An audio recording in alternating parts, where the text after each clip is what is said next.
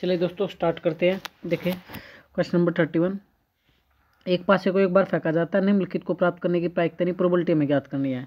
अगर पैसे को अगर एक बार फेंकोगे तो आपको सभी को पता है कि कुल परिणामों की संख्या कितनी होती है। तो कुल परिणामों की संख्या कितनी होती है? 6। अब ये 6 रिजल्ट कौन कौन से होते हैं सभी को इनका भी मालूम है। 1 2 3 मैं लिख देता हूँ, 4 5 और 6 जो कि आपके सामने डिस्प्ले हो चुका है। ये 6 रिजल्ट होते हैं अगर पैसे को एक बार फेंके तो। अब हमसे प्रोबेबिलिटी किसकी मांग रहा था वो देख लो।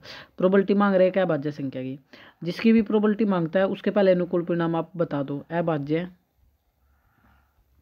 संख्या के अनुकूल परिणामों की संख्या के अनुकूल परिणामों की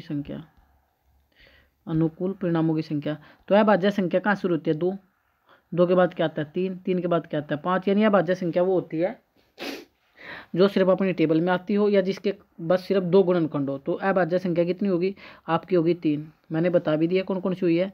अब दोबारा एक बार देख लो, मैं ब्लैक से कर देता हूँ। ये भी अभाज्य संख्या 2 3 और 5, तो 3 अभाज्य संख्या होगी। अब प्रोबेबिलिटी मांग रहा था अभाज्य संख्या की, तो प्रोबेबिलिटी का फार्मूला क्या होता है? अनुकूल परिणामों की संख्या बटे कुल परिणामों की संख्या।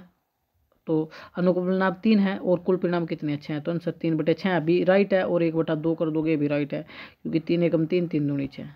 चले ये तो हो चुका है। सेकंड प्रोबेबिलिटी देखो किसकी मांगा है। सेकंड मांगा 2 और 6 के बीच स्थित कोई संख्या, वो 2 और 6 के बीच होनी चाहिए। अगर 2 और 6 के बीच होगी तो 2 और 6 के बीच 2 और 6 के बीच स्थित अनुकूल परिणामों की संख्या। तो अगर वो 2 और 6 के बीच है तो आपको पता है क्या क्या आएगा उसके अंदर रिजल्ट? सर 3 हो सकता है, 4 हो सकता है, 5 हो सकता है। ये वो संख्या है जो कि 2 और 6 के बीच स्थित है। तो कितने अनुकूल परिणाम हो चुके हैं? 3। कितने हो चुके हैं? 3। हालांकि आपको यहाँ अनुकूल परिणाम में डायरेक्ट आंसर 3 देना है, ये नहीं देना है 3 4 5 6। तो मैंने समझाने के लिए आपको बता दिया। डायरेक्ट कितना आ गया आपका? 3। अब जब 3 आ चुका है तो इसकी प्रोबेबिलिटी भी निकाल दो। सेकंड यहाँ पार्ट लिख देता हूँ। 2 और 6 के बीच संख्या तो कितनी है? 3। और टोटल संख्या कितनी? 6 है। तो इसका आंसर भी कितना हो जाएगा? 3/6। चले अब आप लोग देखिए थर्ड पार्ट में क्या मांगा हुआ है। एक विषम संख्या ओड नंबर की प्रोबेबिलिटी मांग रहा है। किसकी मांग रहा है? ओड नंबर की। अगर ओड नंबर की प्रोबेबिलिटी मांग रहा है तो यानी विषम संख्या के पहले अनुकूल परिणाम बताओ उसको। विषम संख्या के अनुकूल परिणामों की संख्या। तो विषम संख्या भी आपकी क्या क्या होंगी सर? 1 हो जाएगा, 3 हो जाएगा, 5 हो जाएगा। यानी 3 ही रिजल्ट हुए। कितने रिजल्ट हुए? 3। तो फिर मैं बता रहा हूँ रिजल्ट 3 हुआ जो कि मैंने बताया, लेकिन आपको डायरेक्ट ये नहीं लिखना, डायरेक्ट 3 लिखना है। अनुकूल विषम संख्या के अनुकूल परिणाम की संख्या कितनी होगी? 3। अब आप डायरेक्ट क्या कर दे? प्रोबेबिलिटी निकाल दो विषम संख्या की। क्या निकाल दो? प्रोबेबिलिटी। तो विषम संख्या की प्रोबेबिलिटी अनुकूल परिणाम कितने हैं? 3 और कुल परिणाम कितने थे? 6। तो 1/2। तो इनका आंसर क्या आएगा? 1/2। आपसे प्रोबेबिलिटी मांग ले पूर्ण संख्या की। देखो रिजल्ट, अब ध्यान से क्वेश्चन को देखना। क्वेश्चन डिटो आएगा, ये कोई गारंटी नहीं है। अगर आपसे प्रोबेबिलिटी पूर्ण संख्या की मान लेता, रिजल्ट यही थे 1 2 3 4 5 और 6। इसमें और किसकी मांग सकता? पूर्ण संख्या की प्रोबेबिलिटी।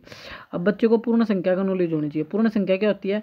ये 0 से शुरू होती है। कहाँ शुरू होती है? 0 से 1 2 3 यानी आगे तक जाएगी। अगर पूर्ण संख्या की प्रोबेबिलिटी मांगे तो ये सारी की सारी संख्या पूर्ण संख्या है। तो आपका फिर प्रोबेबिलिटी क्या होती है पूर्ण संख्या की? अगर पूर्ण की मांगता 6/6। इस पॉइंट को भी याद रखिए। पूर्ण संख्या की प्रोबेबिलिटी क्या होगी? 6/6। बाकी आप लोग देख ही चुके हैं। अगर आपसे सर प्राकृतिक संख्या की प्रोबेबिलिटी मांग ले, प्राकृतिक संख्या की, तो प्राकृतिक संख्या भी ये सारी की सारी होती है जो 1 से शुरू होती है। तो 1 से सारी शुरू होंगी। तो प्राकृतिक संख्या की भी 6/6 रहेगी। पूर्ण संख्या की प्रोबेबिलिटी यहाँ क्या रहेगी? 6/6 रहेगी। आपको फुली समझ आया होगा। वीडियो समझ आ रही है तो लाइक शेयर और सब्सक्राइब करना ना भूले। जय हिंद, जय भारत।